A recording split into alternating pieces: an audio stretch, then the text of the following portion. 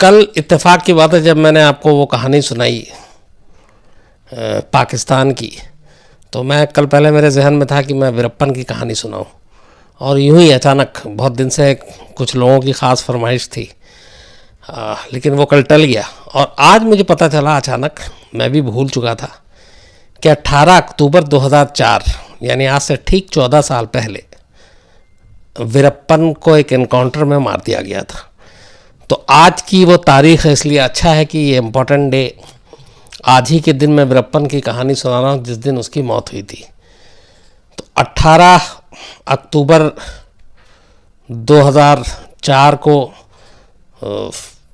तमिलनाडु और कर्नाटका की STF special task force ने कैसे पूरे ऑपरेशन को अंजाम दिया था। 20 साल तक एक शख्स जो छलावा बना हुआ था पुलिस के लिए, 3 राज्यों की पुलिस जिसे 20 साल तक ढूंढती रही, तमिलनाडु, कर्नाटक, केरल, और इन तीनों राज्यों में पड़ने वाले जो जंगल की सीमा है सैकड़ों मील में, उसके अंदर कैसे जंगल में उसका राज चलता रहा वीरप्पन का। 20 सालों में कितने करोड़ों रुपए सरकार ने सिर्फ वीरप्पन की तलाश, वीरप्पन को पकड़ने के लिए खर्च कर डाले।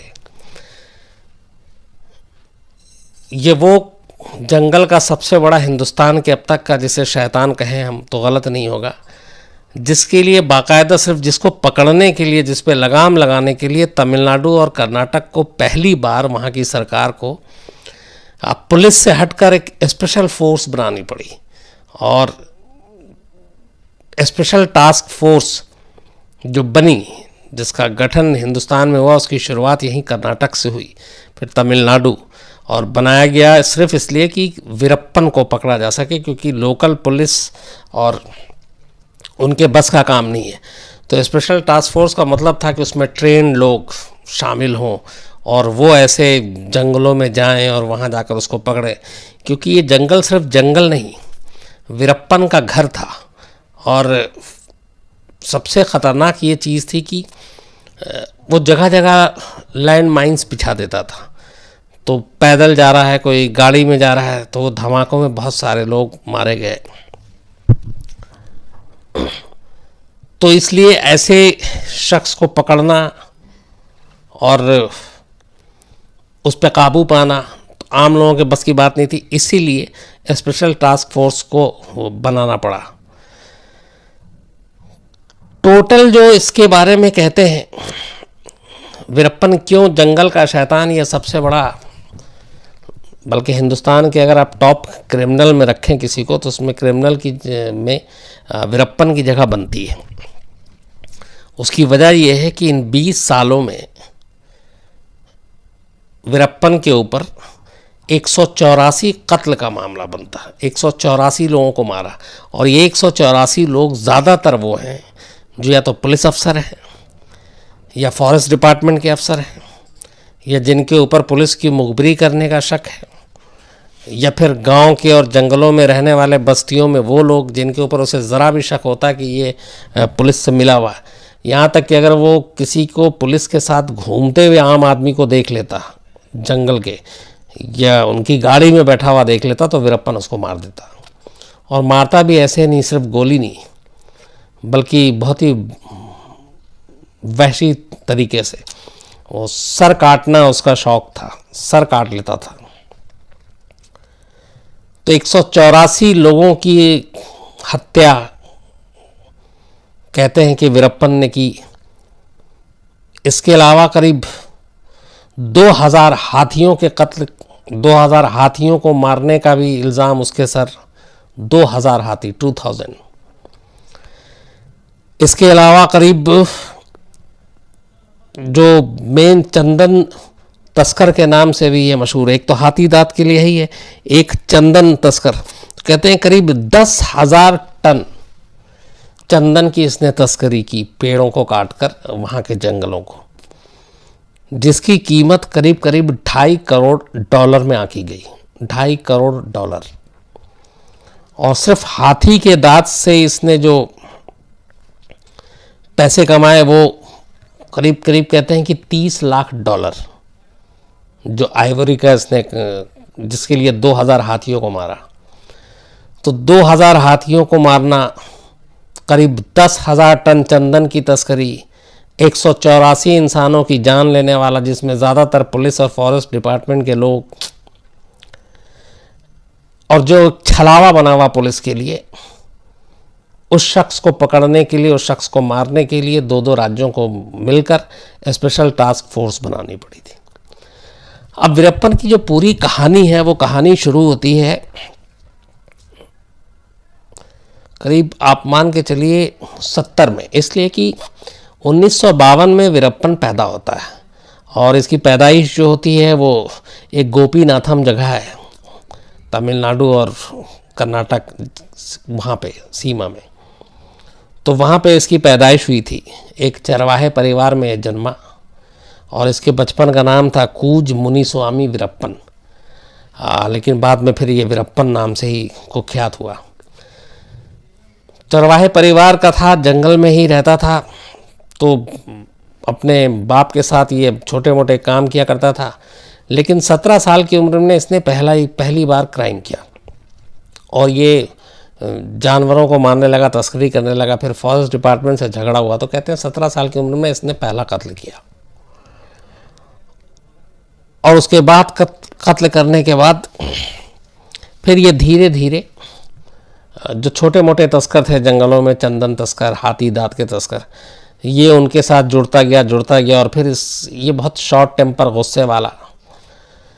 उसके बाद धीरे धीरे इसने अपनी जगह ऐसी बना ली कि फिर इस पूरे जंगल में, जो चाहे तमिलनाडु का जंगल हो या फिर कर्नाटक या केरल की पूरी सीमा में, धीरे धीरे इसने सारे गैंग को ख़त्म कर दिया और बस एक छत्र राज सिर्फ और सिर्फ वीरप्पन का बचा।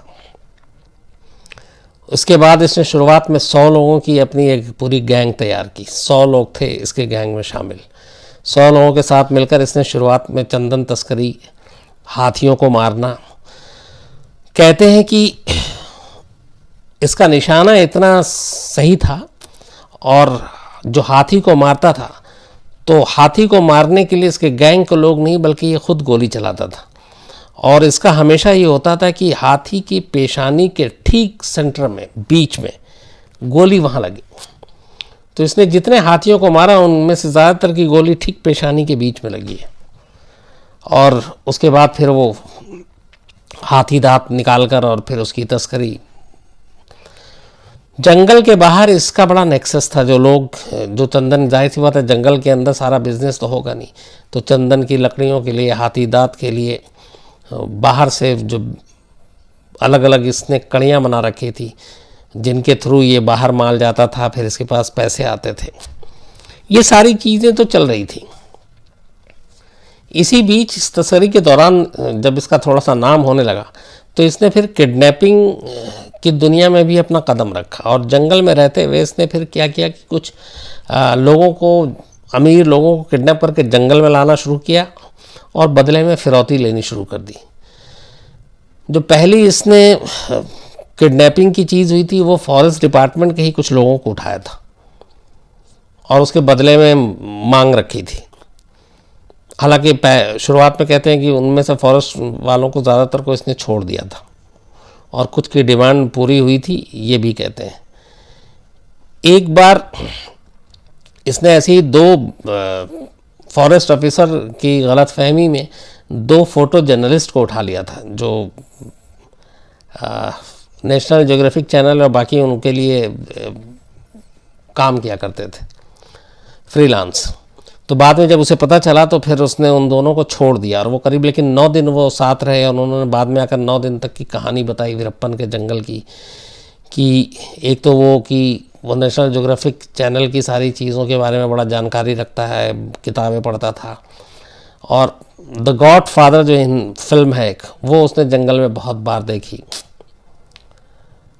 इसके अलावा उसे अपने ऑडियो और वीडियो बनाने का बड़ा शौक़ था, जो वो किडनैपिंग के लिए भेजा करता था बाहर। तो ये सारी चीज़ें, जानकारी पता चली इसके बारे में। 1992 आते आते वीरप्पन बहुत ही ज़्यादा खूंखार हो चुका था और इसी दौरान में इसने क्या किया कि कई लोगों को ऐसे किडनैप किए और उनके बाद उनसे वसूली ली, जिससे सुगबुगाहट कर्नाटक और तमिलनाडु की सीमा तक पहुंची और फिर सरकार पे भी दबाव पड़ने लगा। ये चीज़ें चल ही रही थी कि तभी 9 अप्रैल 1993 को इसने 2 फॉरेस्ट अफसर के लोगों को मारा था। तो उसके बदले में फिर पुलिस जो है वो एक्शन के मूड में आ गई। 2 बसों में पुलिस की टीम जंगल में जाती है, उन्हें पता चलता है कि वीरप्पन वहाँ पे है और उसको गिरफ्तार करने के लिए। लेकिन वीरप्पन के बारे में ये था कि जंगल शायद उसका घर था, वो एक एक चीज़ से वाकिफ़ था। उसके बारे में 2-3 चीज़ें और हैं कि वो कई पक्षियों के, परिंदों की आवाज़ बहुत सेम टू सेम निकालता था। यहाँ तक कहते हैं कि जंगल के पेड़ के पत्ते के सरकने की आवाज़ से वो समझ जाता था कि कौन आ रहा है और किधर से आ रहा है। यहाँ तक कि ये भी कहते हैं उसके बारे में कि पेड़ के पीछे से कौन सा परिंदा इस तरफ आने वाला है, वो सिर्फ पत्ते के सरकने की आवाज़ और उसकी आवाज़ से वो पहले से पता कर लेता था। वो इतना इन चीज़ों में ज़्यादा मास्टर हो चुका था। तो 9 अप्रैल 1993 को करीब 2 बसों में 22 पुलिस वालों की टीम इसको पकड़ने के लिए जाती है, और लेकिन पता चल चुका होता है। तो हर जगह इसने लैंड माइन बिछा रखे थे, बारूद। तो जब जहाँ पे ये पहुँचती है दोनों बसें, उसके बाद ये ब्लास्ट कर देता है, एक बस बिल्कुल हवा में, और इस हादसे में 22 पुलिस वाले मारे जाते हैं। ये पहला मेजर सामूहिक हत्याकांड था वीरप्पन का 9 अप्रैल 1993 को। इस हत्याकांड के बाद कर्नाटक, तमिलनाडु दोनों स्टेट में बहुत हंगामा होता है। अब ये होता है कि बहुत हो गया, अब इसको किसी तरह पकड़ना चाहिए। इस दौरान में इसको पकड़ने के लिए तमिलनाडु और कर्नाटक दोनों एक स्पेशल टास्क फोर्स भी बना चुकी है, वो इसके पीछे लगी रहती है। तभी फिर एक बार वीरप्पन पकड़ा भी जाता है। इस टास्क फोर्स के बनाने के बाद वीरप्पन एक बार गिरफ्तार होता है और 3-4 दिन तक पुलिस के पास रहता है, जंगल के अंदर। पर उस वक्त पुलिस का छोटा सा हमला और दस्ता था। वहाँ पे जब ये गिरफ्तारी में रहता है पुलिस के, तो एक दिन अचानक ये कहता है कि सर में बहुत तेज़ दर्द है, तेल चाहिए, तेल लगाने के लिए। तो पुलिस वाले भी उसको कहते हैं कि ठीक है, अच्छा जंगल के अभी अंदर है बहुत, तो उनके पास तेल था, वो इसको तेल दे देते हैं।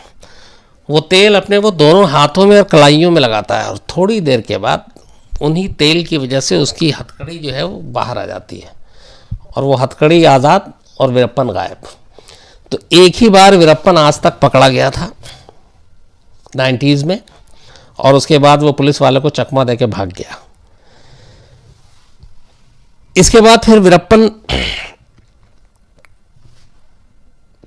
की इस भागने के बाद बहुत ज़्यादा पुलिस वालों के ऊपर भी प्रेशर आता है, और वीरप्पन धीरे धीरे अब अपना साम्राज्य भी बढ़ा रहा है। 1991 में फिर ये मुथु लक्ष्मी नाम की एक इसी की बिरादरी की महिला थी जिससे ये शादी करता है। उसके बाद इसकी 3 बेटियां होती हैं। कहते हैं कि जब तीसरी बेटी हुई थी तब ये जंगल में था, और वो एकदम मतलब कुछ ही दिन हुए थे उस बच्ची को पैदा हुए। तो हमेशा पुलिस और एसटीएफ इन सब की रेड वेड चलती रहती थी। तो रात में जब बच्ची रोती थी तो रोने की जंगल में आवाज़ बहुत दूर तक जाती है।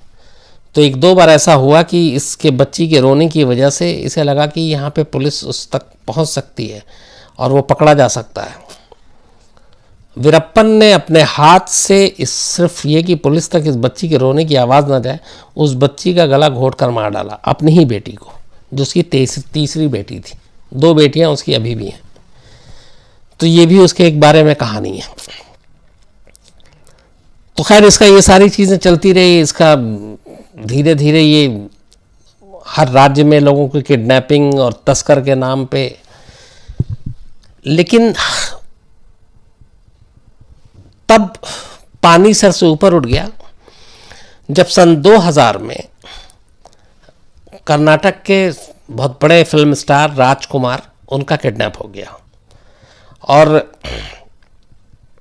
उनको किडनैपिंग जो है वो जंगल के पास ही उनका एक घर था, जिसके वो घर के गृह प्रवेश के लिए गए थे, ओपनिंग के लिए, और वीरप्पन को पता था, वीरप्पन उठा कर ले गया। पूरे 108 दिन तक राजकुमार वीरप्पन के कब्जे में रहे। उस वक्त तमाम मीडिया में भी खबरें, और चूंकि राजकुमार का कद बहुत बड़ा, तो कर्नाटक की जनता भी गुस्से में आ गई, तमिलनाडु भी, केरल में भी, क्योंकि हर जगह फिल्में देखी जाती थी, और पुलिस, एसटीएफ सबके ऊपर प्रेशर, वहाँ के मुख्यमंत्री के ऊपर प्रेशर। तो बहुत कोशिश की गई। तब ये था कि उसने बहुत लंबी चौड़ी डिमांड रखी, कुछ अपने साथियों को जेल में जो छोड़ने की, कुछ कावेरी का भी, वो तो पॉलिटिक्स में कि कावेरी की नदी का हिस्सा पानी कितना मिलना चाहिए, और साथ में कहते हैं कि फिर उसने बहुत सारे पैसे की मांग की थी। लेकिन ये बात बन नहीं रही थी। लेकिन नेगोशिएशन कैसे हो, तो फिर बाद में बातचीत के लिए एक वहाँ के नकीरन मैगज़ीन आती है, एक अखबार, उसके एडिटर आर गोपाल, उन्होंने मध्यस्थता की, जाकर बात की वीरप्पन से, और 108 दिन के बाद राजकुमार सकुशल लौट आते हैं, बिना किसी नुकसान पहुंचाए हुए छोड़ दिया जाता है। कहते हैं कि राजकुमार की रिहाई के बदले में सरकार ने तब 50 करोड़ रुपए वीरप्पन को दिए थे, और इसीलिए रिहाई हुई। तो ये एक मामला था जिसकी वजह से फिर बहुत ज़्यादा छीछा लेदर हुई थी सरकार की, और राजकुमार जैसे कद के लोगों का अपहरण करना, वो भी तो इस इंसिडेंट के बाद एसटीएफ पे भी उंगली उठी कि आपके गठन हुए तब तक 8 साल हो चुके थे, आप कुछ नहीं कर पा रहे हो। एसटीएफ लगातार प्रेशर में, कई बार एसटीएफ को जानकारी मिली, एसटीएफ पहुंची, ऑपरेशन नाकाम, वीरप्पन पकड़ा नहीं जा रहा है। इसी दौरान 2002 में राजकुमार की किडनैपिंग के ठीक 2 साल के बाद एक एच नाकप्पा, जो कर्नाटक के पूर्व मंत्री थे, पूर्व कृषि मंत्री थे, उनको वीरप्पन उठा लेता है, और उठाने के बाद फिर वही जंगल उसका घर। अब जब कर्नाटक के पूर्व मंत्री को उठाया जाता तो फिर हंगामा होता है। इसके बाद अपना एसटीएफ सारे घोड़े दौड़ा देती है, जितने भी मुखबिर, सारे लोगों से सबसे बातचीत होती है। 1-2 जानकारी मिलती है कि वहाँ हो सकते हैं, एसटीएफ बाकायदा ऑपरेशन करती है, लेकिन ऑपरेशन नाकामयाब हो जाता है, और जो पूर्व मंत्री नागप्पा वो भी नहीं मिलते, और वीरप्पन वहाँ से निकल लेता है लेकर।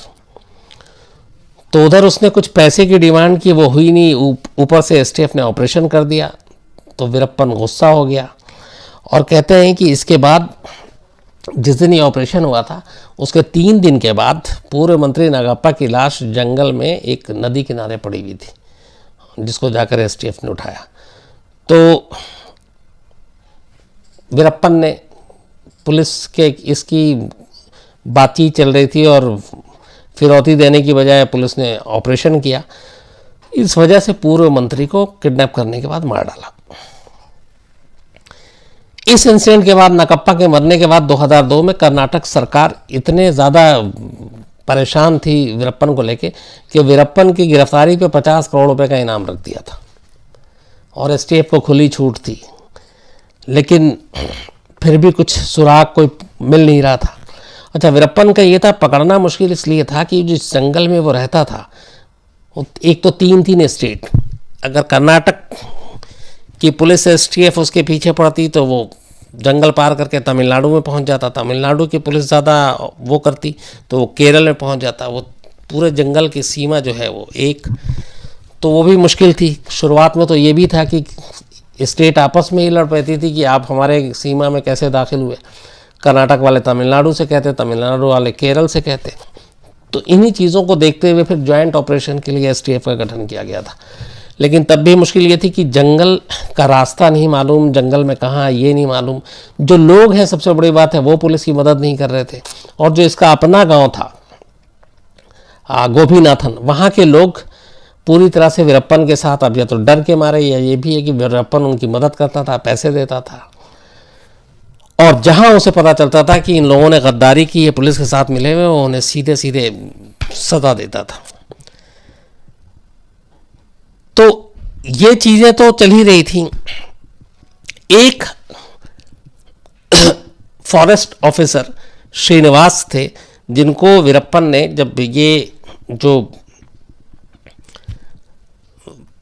9 अप्रैल 1993 की बात बता रहा हूँ आपको, जब बस में एम्बुश करके 22 लोग मारे गए थे, उसके बाद एक अफसर थे जिनको वीरप्पन ने बहुत सीनियर अफसर उठाया, गोली मारी, गोली मारने के बाद सर काट लिया। और कहते हैं कि उस अफसर से वो इतना खुंदक में था कि उसने सर काटने के बाद वो सर से फुटबॉल खेला करता था अपने गैंग के साथ। और जिन विजय कुमार ने बाद में जिस ऑपरेशन में ये मारा गया वीरप्पन, खुलासा किया था, उन अफसर की लाश बिना सर के मिली थी। वो सर वीरप्पन के पास था जिससे वो फुटबॉल खेला करता था, और वो सर काफ़ी दिनों के बाद मिला भी। तो ये भी एक कहानी थी। तो धीरे धीरे इसका इतना आतंक बढ़ गया था कि, और ऑपरेशन इतने हो रहे हैं लेकिन सब नाकाम, मिल नहीं रहा, पता नहीं चल रहा है। इसी बीच में ये जब ऑपरेशन हुआ करता था तो पूरा दस्ता जाता था स्टेट। एक तो जंगल में आप खतरे से खाली, वीरप्पन के पास मालूम है लोग, तो जब भी जाते तो जंगल में, अब जैसे इनको राशन खाना सब कुछ लेके जाना, तो जहाँ से लेते थे, तो अगर 50-100 लोगों के लिया तो जिस दुकान से लेते थे वो भी एक तरह की मुखबिरी करता था, और वीरप्पन तक बात पहुंच जाती थी कि एक ग्रुप आया जो 50 लोगों का खाना राशन लेकर गया, तो वो समझ जाता था कि क्या होने वाला। तो उसके बाद वो उससे पहले हमला करें वही हमला कर देता था। लेकिन धीरे धीरे जब ये 2000 इस इंसिडेंट के बाद, जब नगप्पा जो पूर्व मंत्री को मारने के बाद, अब एसटीएफ ने इतना ज़्यादा घेराबंदी की और कुछ ऐसे इनकाउंटर किए जिसमें इसके साथी मारे गए, तो 100 से 40, 20, आखिर में 5 से 10 ही लोग रह गए वीरप्पन के गैंग में, और बाकी सब मारे जाते गए। तो वीरप्पन धीरे धीरे कमज़ोर होता जा रहा था। अब विजय कुमार आते हैं जो एसटीएफ के हेड थे, जिनको बाकायदा उस वक्त तमिलनाडु के मुख्यमंत्री जयललिता ने कहा था सिर्फ एक ही आपका मिशन है, मिशन वीरप्पन, बस उसको मारना या पकड़ना, क्योंकि वो परेशान हो चुके हैं। तो ये 98-9 से लेकर लगातार सिर्फ, और चूँकि ये 93 में भी दूसरे रोल में वीरप्पन के जंगल में जाकर कई ऑपरेशन को अंजाम दे चुके थे, तो वीरप्पन के बारे में काफ़ी जानकारी थी। तो ये लगते हैं 4-5 साल तक फिर भी लगता है वीरप्पन की छोटी छोटी जानकारी को इकट्ठा करने में। इसी दौरान 2004 आता है। वीरप्पन कमज़ोर हो गया था, गैंग के लोग कम हो गए थे। 2004 में अचानक जो ऑडियो और वीडियो भेजा करता था वीरप्पन हमेशा अपनी किडनैपिंग और बाकी चीज़ों में, तो एक दिन विजय कुमार उस एक वीडियो को, समान वीडियो को बार बार देख रहे थे कि कुछ क्लू मिले, कुछ क्लू मिले। हालांकि कोई क्लू नहीं, जंगल सारे एक जैसे, सारा सीन एक जैसा। लेकिन एक जगह अचानक उनका ध्यान आता है कि वीरप्पन कुछ पढ़ रहा है, वो लेटर पढ़ रहा है, और लेटर पढ़ते हुए उसे बहुत प्रॉब्लम आ रही है। वो बार बार अपने आँख को भी मसल रहा है, और वो कभी नज़दीक लाए, कभी दूर लाए, कभी ऐसे करे। तो इससे विजय कुमार ने यह अंदाज़ा लगाया कि वीरप्पन की आँख में कुछ प्रॉब्लम है। इसके बाद उन्होंने अपने मुखबिरों से ये करके कि पता करवाना कि ये कितना सही है, वाकई इसकी आँख में प्रॉब्लम। तो पता चला वाकई वीरप्पन की आँख में प्रॉब्लम है। वो एक तो वीरप्पन अपनी मूँछों के लिए ही ज़्यादा जाना जाता था, जो उसकी मूँछें यूँ आप देखें तो आँख तक आती है। तो कहते हैं वो मूँछों में खिजाब लगाया करता था, तो मूँछें आँखों से टकराती थी तो उसकी कई बूंदें आँखों में चली जाती थी, जिसकी वजह से उसकी आँख में प्रॉब्लम आनी शुरू हो गई और उसकी रोशनी कम होने लगी। तो ये पता चला कि उसकी आँख में प्रॉब्लम है, तो यहीं से फिर प्लान बनता है एक, इस ऑपरेशन को अंजाम देने के लिए कि वीरप्पन तक कैसे पहुंचा जाए, उसे कैसे पकड़ा जाए और कैसे मारा जाए। तब इस ऑपरेशन का पहली बार नाम रखा जाता ऑपरेशन कोकून, COCOON। सिर्फ एक आँख के वीडियो के बाद ये आइडिया कि कैसे पकड़ना है, कैसे घेरना है। इसके बाद वीरप्पन के उन जगहों को चिन्हित किया जाता, आइडेंटिफाई किया जाता जहाँ पे वीरप्पन अब सिमट कर रह गया। एक एम्बुलेंस तैयार किया जाता है, और वो एम्बुलेंस ये था कि मेडिकल के लिए, और उस एम्बुलेंस को जो ड्राइवर और जो एक और बंदा, ये दोनों एसटीएफ के, फिर एसटीएफ के कुछ लोगों को छोड़ा जाता है आम लोगों की तरह उस बनकर, वो सारी अपनी जानकारी दे रहे थे। प्लानिंग ये थी कि वीरप्पन को जंगल से निकल के जिस भी डॉक्टर तक उसको जाना है, क्योंकि उसके अपने सारे थे, उसके शहर में भी जाता था, वो डॉक्टरों से भी उसकी जान पहचान थी अपने ख़ास, लेकिन कौन डॉक्टर क्या ये किसी को नहीं मालूम। बट ये था कि उसे जंगल से निकलना है और जंगल से निकलकर उसको डॉक्टर के पास जाना है, तो ऐसा चारा फेंका जाए कि वो जंगल से निकले तो कैसे निकले। तो उसमें हुआ कि ये काम, एक एम्बुलेंस तैयार किया गया और उस एम्बुलेंस को घुमाया गया वहाँ कई दिनों तक यूं ही, ताकि अगर वो मुखबिरी भी करे वीरप्पन के लोग तो ये आइडिया हो जाए कि हाँ ये एम्बुलेंस जेन्युइन है, लोगों की मदद करता है, सरकार की तरफ से सेवा करता है, इसमें कोई चाल नहीं है। जबकि उसका ड्राइवर और उसका एक अटेंडेंट दोनों एसटीएफ के लोग। तो इसे जाना था सेलम, जहाँ पे इसको इलाज कराना था। ये बात पता चली किसी मुखबिर से। तो एक दिन एम्बुलेंस पे बाकायदा सेलम लिखा गया, लेकिन पुलिस की गलती से, ये बात में विजय कुमार जो इसके इंचार्ज थे उन्होंने माना भी, बड़ी फ़नी गलती थी। सेलम की जगह सालेम लिखा गया था, SALEM, जबकि होना था SELM। लेकिन खैर वो ध्यान नहीं दे पाया, वो भी वीरप्पन भी।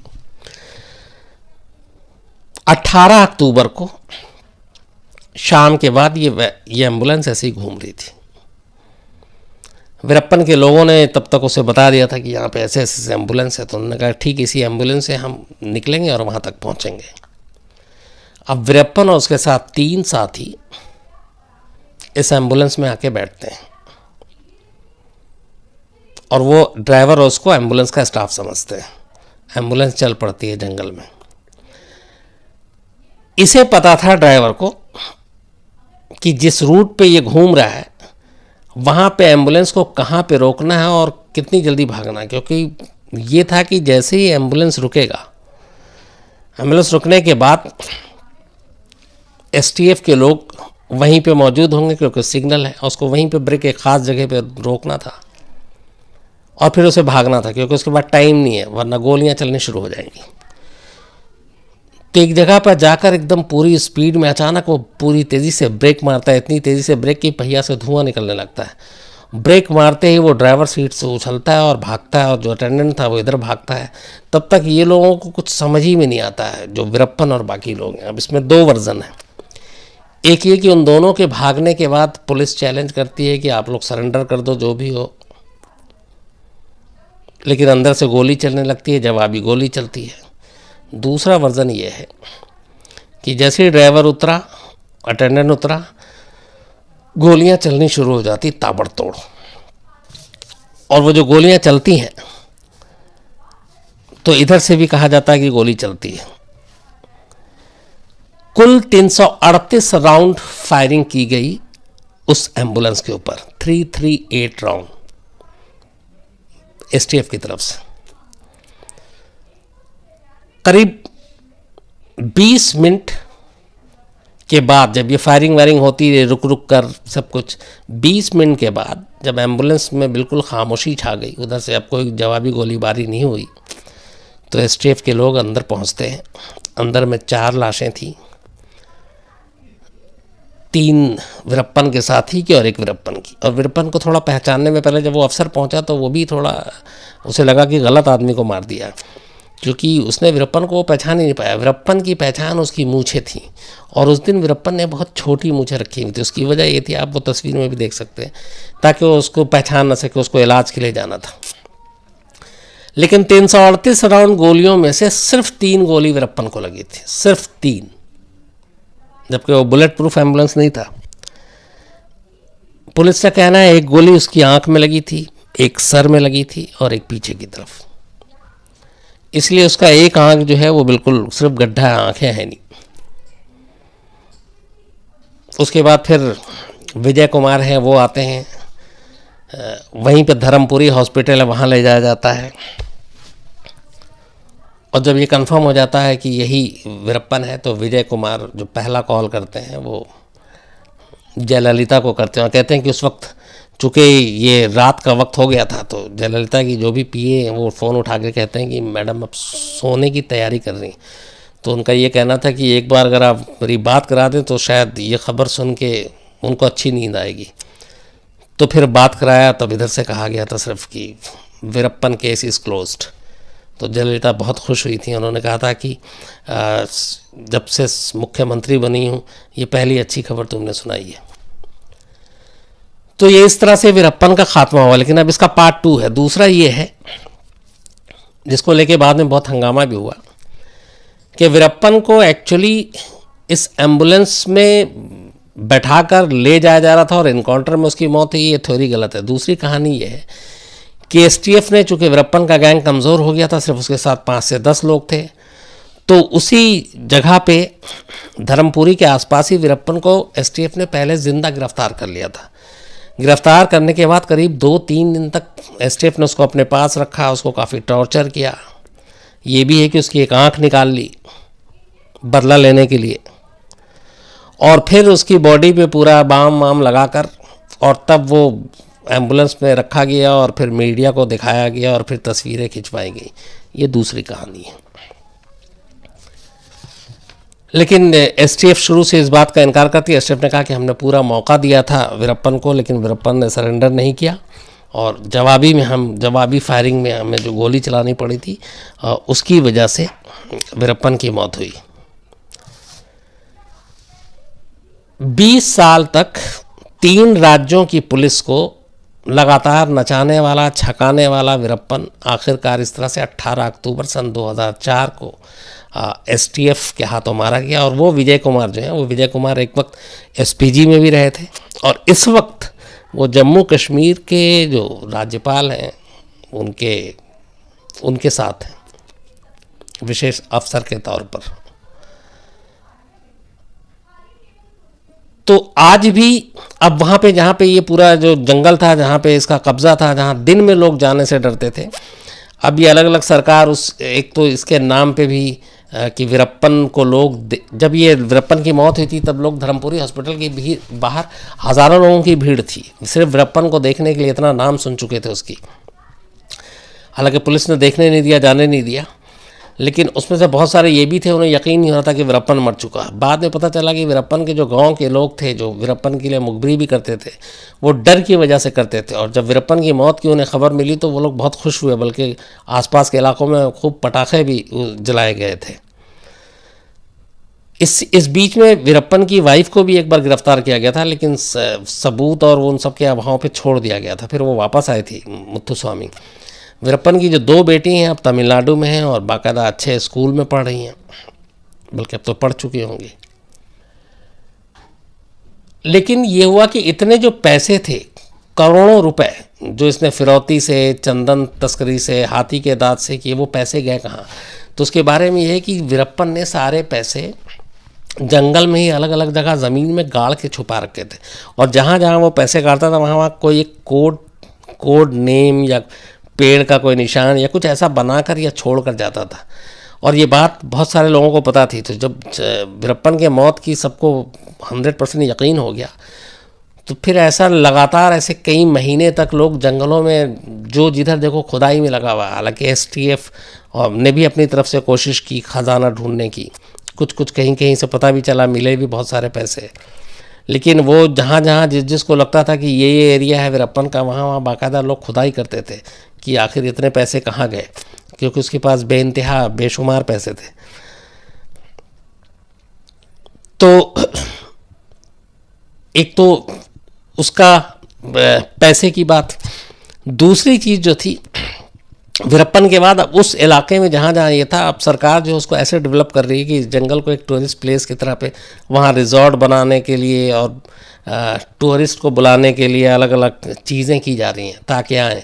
और एक तो वीरप्पन के नाम पे वैसे ही आकर्षण का केंद्र हो जाता है, तो वो भी कोशिश चल रही है।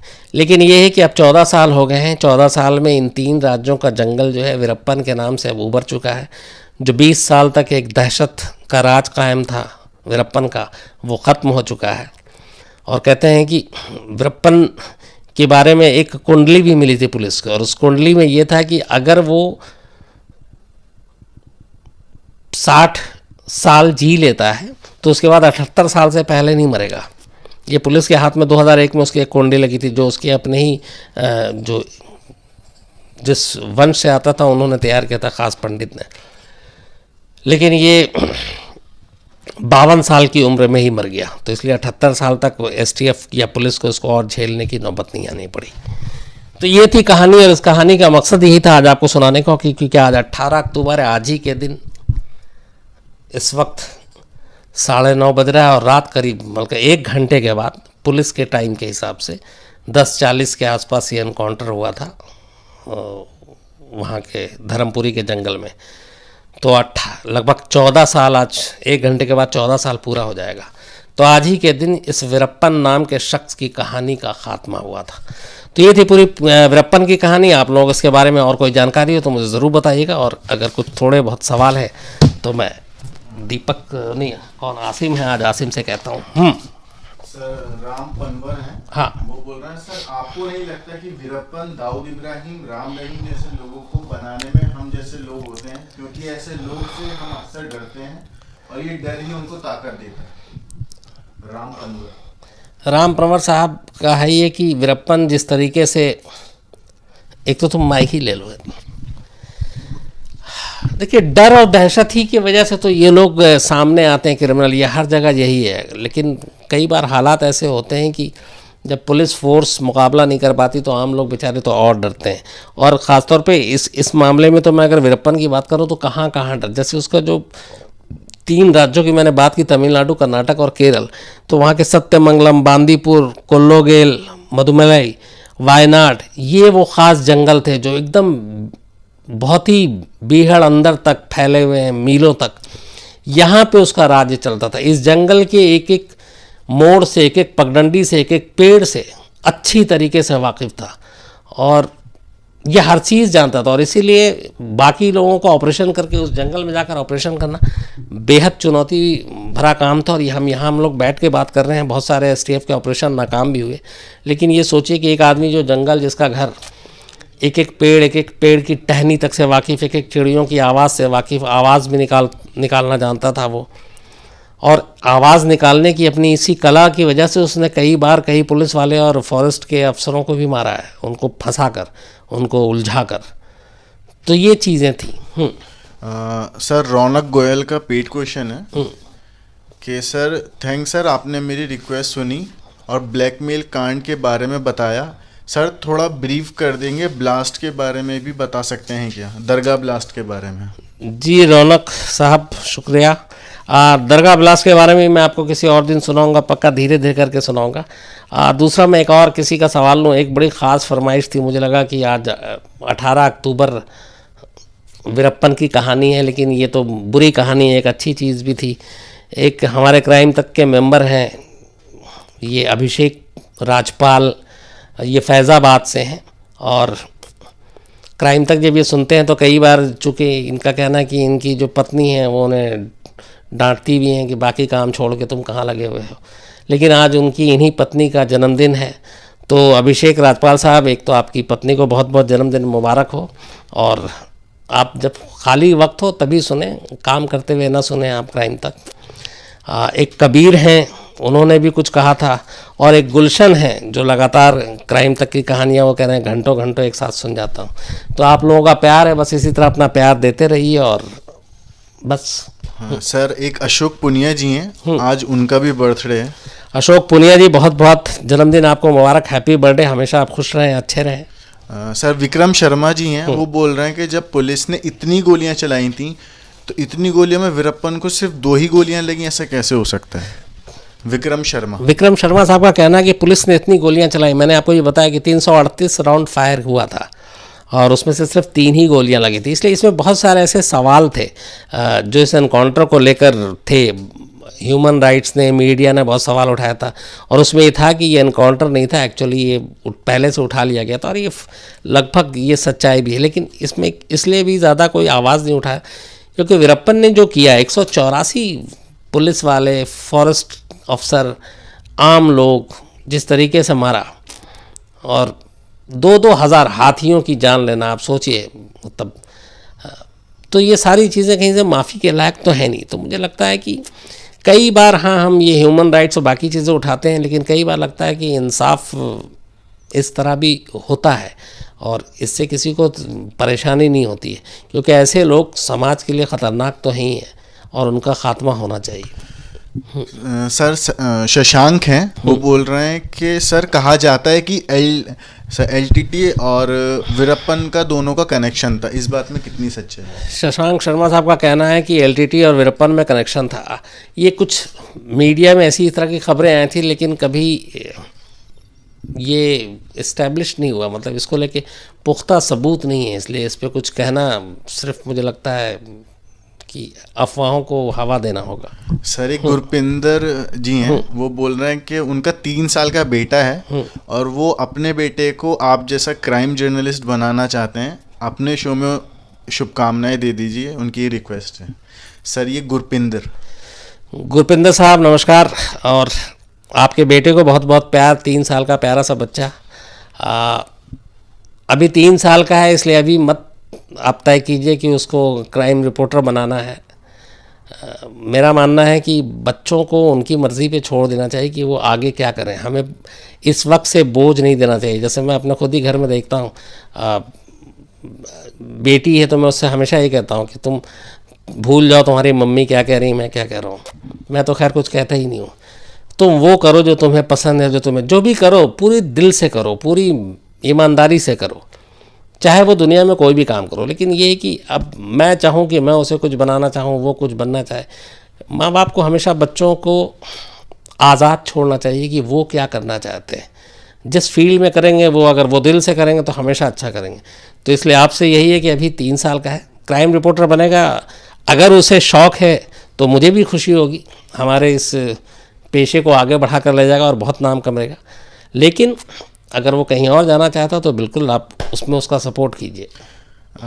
सर पंकज कासवान जी हैं, वो बोल रहे हैं कि विनोद शिकारपुरिया जी को कब बुलाएंगे सर? पंकज कासवान साहब, आपने आज याद दिला दिया, आज मुझे काम भी था विनोद शिकारपुरी से। अब मैं जल्दी बुलाऊंगा उसको, मैं जल्दी आप लोगों के सामने मिलाऊंगा भी। हालांकि वो लगातार इधर बाहर भी भागा हुआ था, लेकिन नेक्स्ट वीक मैं उसको बोलता हूँ कि एक दिन वो रहे और आए यहाँ पर। सर रौनक जी का एक और पेड क्वेश्चन है कि sir same case Anandpal encounter पे भी हुआ, उस पे भी मेरे बहुत सारे सवाल हैं, प्लीज़ शेयर व्यूज़। ठीक है रौनक साहब, आपके जो रामपाल पे बाकी चीज़ें पे उस पर भी मैं जल्दी बताऊंगा किसी दिन डिटेल में आपको। सर एक जय है, वो बोल रहे हैं कि सर वीरप्पन को, जो रामगोपाल वर्मा की एक मूवी आई थी वीरप्पन के ऊपर, उसमें दिखाया गया है कि फॉरेस्ट पुलिस ने ही वीरप्पन को बंदूक चलाना सिखाया था, इस बात में कितनी सच्चाई है? जय सिंह का है कि पुलिस वालों ने ही बंदूक चलाना सिखाया था वीरप्पन को। ऐसी कहानियाँ, ऐसी चीज़ें आई हैं, क्योंकि अलग अलग लोगों की ये जो सुना गया, जैसे फोटोग्राफर ने बोला, किसी और ने कुछ बोला, जो वीरप्पन से मिला था। तो अब लेकिन इसके एग्जैक्ट इसमें सच्चाई कितनी है मुझे नहीं मालूम। लेकिन ये है कि वीरप्पन के ऊपर टोटल 6 फिल्में बनी, जिनमें से 3 तो रामगोपाल वर्मा ने बनाई, एक बहुत ही लंबा 100 कुछ एपिसोड का सीरियल बना। और कमाल ये कि उस सीरियल में जो रोल किया उन राजकुमार के बेटे ने किया, जिन राजकुमार को 2000 में किडनैप किया था वीरप्पन ने, उनके बेटे ने उस सीरियल में काम किया है, जो वीरप्पन के ऊपर फिल्म सीरियल बनी थी। सर नवीन कुमार जी हैं, वो बोल रहे हैं कि इतने ज़्यादा चंदन की लकड़ी की तस्करी वो करता था, ऐसा कैसे हो सकता है बिना पुलिस और प्रशासन की मदद करे वो तस्करी कर दे? नवीन कुमार का कहना है कि इतनी चंदन की तस्करी बिना पुलिस प्रशासन की मदद के, बिल्कुल देखिए मिली भगत तो होती है फॉरेस्ट अफसर के भी बाकी वक्त पर, लेकिन उसका अपना भी एक पूरा नेक्सस था, कहाँ से कहाँ तक जाना है, फिर आगे कौन ले जाएगा, ये पूरा एक नेक्सस काम करता था। तो और ये इतने सारे चंदन की तस्करी उसने 1-2 साल में नहीं किया, बल्कि 20-30 साल में उसने किया है। एक और है कि एक हमारे मैं अभी आ रहा था तो एक नए क्राइम टॉप के मेंबर जुड़े हैं, AK, हालांकि उन्होंने फुल फॉर्म नहीं लिखा है। तो AK साहब आपका स्वागत है बहुत बहुत। हालांकि AK हमारे क्राइम रिपोर्टिंग में थोड़ा सा अलग ख़तरनाक माना जाता है, क्योंकि उसके आगे मैं 47 या 56 लगा दूँ तो फिर वो AK-47 या AK-56 हो जाता है। लेकिन स्वागत है आपका, सिर्फ आप AK ही रहें तो अच्छा है। सर शशि गौतम तिवारी हैं, वो बोल रहे हैं सर शिल्पी गौतम केस में पुलिस की लापरवाही पर कोई एक्शन क्यों नहीं लिया गया। शशि गौतम तिवारी साहब हैं, शिल्पी गौतम मर्डर केस में पुलिस की लापरवाही पर एक्शन क्यों नहीं लिया गया। देखिए ऐसे एक दो नहीं, ऐसे तमाम केस हैं जो क्लोज हो गए, अपने अंजाम तक नहीं पहुँचे, और इस पर कभी मतलब कानूनी लड़ाई तो लड़ी जाती है, लेकिन हमारे यहाँ सब कुछ ऐसे ही है, तो वो नहीं लिया गया। लेकिन अब बस मैं लास्ट, चूँकि थोड़ा सा कई काम है, सिर्फ एक चीज़ बताना चाहूँगा। एक मेल पढ़ रहा था मैं, मुझे उनका नाम याद नहीं, शायद नाम लिखा भी नहीं है। उनकी आपत्ति ये थी कि कल जब मैं कहानी सुना रहा था पाकिस्तान की उस बच्ची की, ज़ैनब की, जिसके कातिल को कल सुबह फांसी हुई, तो उन्होंने कहा कि हमें फिर भी मतलब पाकिस्तान जैसे मुल्क से कंपेयर नहीं करना चाहिए हमें। मेरा उनको सिर्फ यही कहना है कि देखिए, जो अच्छी चीज़ होती है वो कहीं से भी आ रही हो, हमें उसे ज़रूर उसके बारे में देखना और सोचना चाहिए। दूसरा, मेरा कंपैरिजन करने का मतलब इतना है कि हमारे यहाँ इंसाफ अगर लेट से भी मिल रहा है तो वो इंसाफ नहीं है, तो उसको दुरुस्त करने की ज़रूरत है। हम लोग का फ़र्ज़ यही है, हम लोग का काम यही है कि इन चीज़ों को वक्त पे कैसे हो, जहाँ जहाँ खामियाँ उसको कैसे दूर किया जाए। और इसलिए अगर वहाँ पे एक 9 महीने में एक निर्भया जैसा कांड होता है और उसके कातिल को सज़ा मिलती है, तो ये हम लोगों का यही सवाल है कि वो हमारे यहाँ क्यों नहीं हो सकता है। हो सकता है, बट इसके लिए यही है कि सारा सिस्टम ठीक होना चाहिए। तो मुझे बस इस पे कहना था, उन्होंने स्पेशली कहा था कि इस पे आप जवाब दीजिएगा, तो मैंने इसलिए जवाब दिया। रौनक जी बोल रहे हैं आप ब्लेजर में बहुत अच्छे लग रहे हैं। रौनक साहब, थैंक यू वेरी मच। आप थोड़ी थोड़ी ठंड भी पड़ने लगी है, अभी नीचे उतरा थोड़ी देर पहले, तो देखा बाहर मौसम थोड़ा थोड़ा खुल रहा है। तो दिल्ली की ठंड वैसी मशहूर है, हालांकि मुझे ठंड पसंद भी बहुत है। और आप लोग भी, अब मौसम बदल रहा है, अपना ख्याल रखिएगा। वारदात, आज कल मैंने आप लोगों से वादा किया था कि उसी ज़ैनब की कहानी को आज मैं वारदात में दिखाऊंगा, तो आज पूरी कहानी आप वारदात में देखिएगा कि कैसे 9 महीने के अंदर 4 दिन में सज़ा सुनाई गई, 9 दिन में फांसी हो गई, और क्या कुछ हुआ, ज़ैनब के फादर क्या कहते हैं, वो सब कुछ आप वारदात में देखेंगे।